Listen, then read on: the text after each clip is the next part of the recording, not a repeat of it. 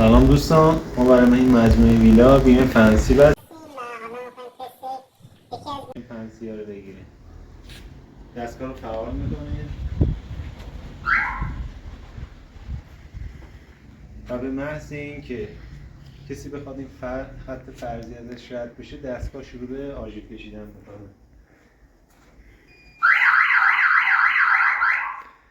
مهدی جان، و یه نکته که دیگه میخواستم بگم به دوستانم، ما یه سیستمی هم طراحی کردیم برای دزدگیر. به محض اینکه کسی خط فرضی رو قطع میکنه، پروژکتورمون هم روشن میشه.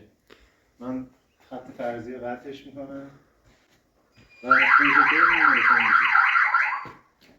دوستان میخوایم تست بیمه فنسی رو بگیریم که به محض اینکه ارتباط بین این چند تا قطع بشه،